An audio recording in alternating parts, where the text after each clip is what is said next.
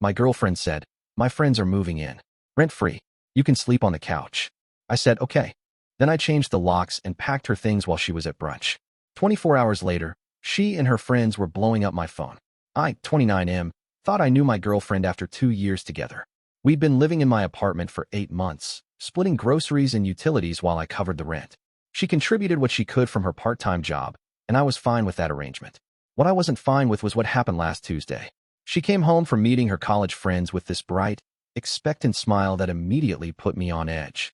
She settled next to me on the couch and announced that her 2 best friends were going through tough times and needed somewhere to stay, rent-free, for an indefinite period. And since they'd need the bedroom for privacy, I'd be sleeping on the couch in my own apartment. I stared at her, waiting for the punchline that never came. She explained it like she was doing me a favor, telling me how her friends really needed this and how I'd barely noticed them there. When I asked if this was a request or an announcement, she laughed and said it was just how things were going to be. Her friends were already planning to move in that weekend. The audacity was breathtaking. I looked around my living room, at the furniture I'd bought, the lease with my name on it, the security deposit I'd paid. Then I looked back at her expectant face and said the only word that came to mind. Okay. Her relief was immediate. She kissed my cheek and started talking about sleeping arrangements and bathroom schedules. I nodded along, making appropriate sounds while my mind raced through possibilities. She mentioned they were all going out for brunch on Saturday to celebrate their reunion and plan the move. Perfect. Friday night, I made my preparations. I called a locksmith who owed me a favor and scheduled him for Saturday morning. I ordered moving boxes for overnight delivery. I even took photos of her belongings, organizing them by room. When she left Saturday morning in her cute brunch outfit, chattering about mimosas and catching up, I was already putting on work gloves. The locksmith arrived at 9 sharp. New deadbolt, new door handle, new keys. Cash transaction, no paperwork. He was gone by 10, and I was just getting started. I packed methodically. Her clothes went into suitcases I found in the closet. Books, jewelry, makeup, shoes. Everything went into boxes with careful inventory lists. Her expensive face creams, her collection of vintage band t-shirts, even that ugly ceramic owl her mother had given her. I wanted everything accounted for. The hardest part was staying emotionally detached. 2 years of shared memories were scattered throughout the apartment. Photos from our trip to Maine. The coffee mug she'd bought me for my birthday with the stupid pun that always made me smile. The throw pillow she'd insisted we needed that I'd secretly grown fond of. I packed it all without sentiment, treating it like any other moving job. By noon, her belongings were neatly stacked by the front door. 12 boxes, 3 suitcases, 2 laundry baskets full of miscellaneous items. I'd even included a folder with copies of any mail she'd received at my address. The apartment felt different immediately. Cleaner somehow, like I'd removed something that had been slowly poisoning the air. I ordered Thai food and settled in to wait. My phone started ringing at 3:30. She was calling from outside the building, confused and increasingly frantic. The key wasn't working. Was I home? Could I buzz her up? I let it go to voicemail. Then she called again. And again. The messages started sweet, assuming some mistake had occurred. By the 5th call, anger was creeping in. By the 10th, she was demanding I answer the phone immediately. I turned the volume down and continued eating my pad thai. The building super called around 4. She'd convinced him to let her into the building, claiming she'd been locked out of her own apartment. He was standing outside my door, confused about why her key didn't work. I explained calmly that she didn't live there anymore and her belongings were packed and ready for pickup. He could verify this with the lease if necessary. Through the door, I could hear her arguing with him, her voice rising with each exchange. She insisted she lived here, that this was some kind of mistake, that I was being unreasonable. The super, clearly uncomfortable with the domestic drama, told her she'd need to sort it out with me directly. Her fists hammered on my door for 20 minutes. She alternated between pleading and threats, between confusion and rage. She promised we could talk about the friend situation, said maybe it wasn't the best idea after all. She called me petty, then called me an asshole, then went back to pleading. I turned up the television and waited. By evening, the calls had multiplied. Her friends had joined the campaign, each leaving increasingly hostile voicemails. They called me controlling, manipulative, abusive. They threatened legal action, promised to make my life miserable, demanded I return her property immediately. One friend, the one who was supposed to move into my bedroom, left a particularly venomous message about how I was proving I'd never deserved my girlfriend anyway. She called me pathetic for not being man enough to have an adult conversation. The irony wasn't lost on me. Sunday morning brought a new strategy. She called from her mother's phone, assuming I wouldn't recognize the number. When I answered, She immediately launched into a tearful apology. She'd been thoughtless, she said. Inconsiderate. She understood why I was upset and wanted to make things right. I told her I appreciated the apology, but the relationship was over. Her belongings were packed and ready for pickup.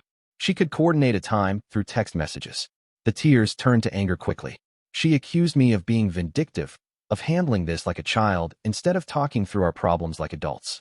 I reminded her that adults discuss major decisions before making unilateral announcements about other people's living arrangements.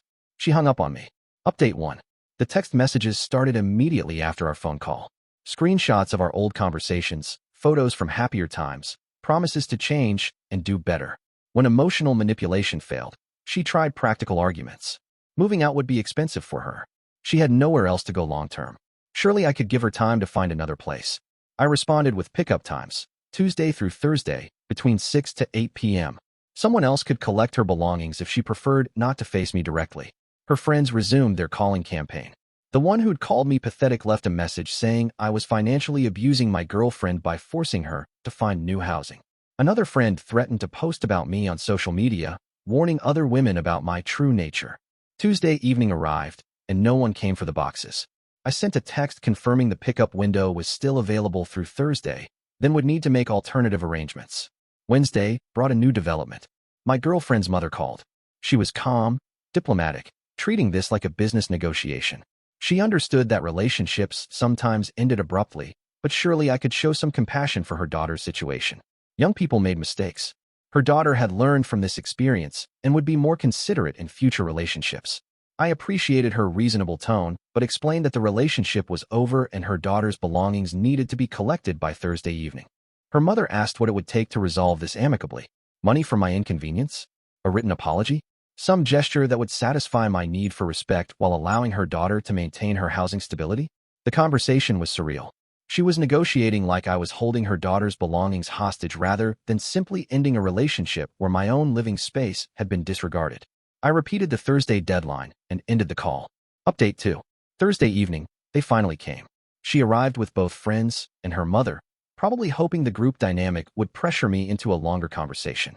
I had everything ready by the front entrance of the building, having moved the boxes downstairs earlier that day. Through the building's intercom system, I told them the belongings were in the lobby and I'd buzz them in. She demanded to come upstairs to talk, but I explained that wasn't necessary. Everything was packed, inventoried, and ready for transport. The argument that followed was audible through the intercom system. Her friends were encouraging her to demand access to the apartment, insisting I couldn't legally keep her out. Her mother was trying to de-escalate, suggesting they just collect the belongings and leave. Eventually, practical necessity won. They needed a truck for all the boxes, which meant multiple trips or additional help. I watched from my window as they made 3 separate trips to load everything into a borrowed van. My ex kept looking up at the building between trips, probably hoping to see me in the window. I stayed back, but I was watching. She looked exhausted, defeated in a way that almost made me feel guilty. Almost. During their final trip, she convinced the others to wait outside while she came back up to try one more time. The intercom buzzed repeatedly as she pleaded through the speaker system. She'd learned her lesson, she said. She understood now how disrespectful the friend's situation had been. She missed me, missed us, missed what we'd built together. Couldn't we at least try couples counseling? I told her I was glad she understood why I'd been upset, and I genuinely hoped she'd be more considerate in her next relationship. The intercom went quiet. Through the window, I watched her join the others by the van. They talked for several minutes before everyone got in and drove away. Update 3. The social media campaign started that weekend. She didn't mention me by name, but anyone who knew us could piece together the story. According to her version, she'd asked her boyfriend to help house her friends during a difficult time, and he'd responded by throwing her out and changing the locks while she was out having brunch. The comments were predictably supportive of her narrative. Friends called me controlling and manipulative. People who'd never met me shared stories about their own experiences with toxic partners who used housing as a weapon. Her version conveniently omitted the part where she'd announced I'd be sleeping on the couch in my own apartment to make room for indefinite, rent-free guests. In her telling, she'd simply asked for help during a crisis and been met with cruelty. I didn't respond or defend myself publicly. The people who knew me well knew the full story. The people who didn't know me well weren't worth convincing. But the campaign had consequences. A few mutual friends distanced themselves, apparently believing her version of events. My relationship with some of her family members, people I genuinely liked, was permanently damaged. The price of self-respect, apparently. 3 weeks later, she called from her new number. She'd found a place with her friends, she said. A small 2-bedroom they were sharing while getting back on their feet.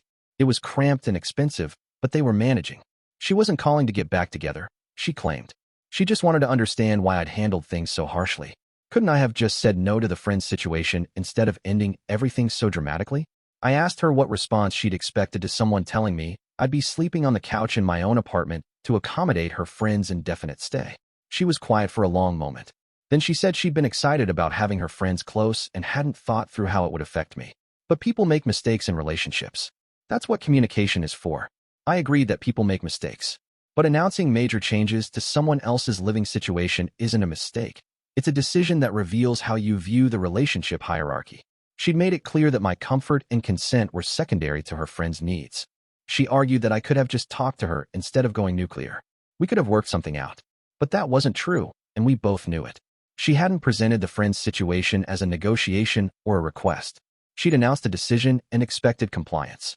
My opinion had been irrelevant to her planning process.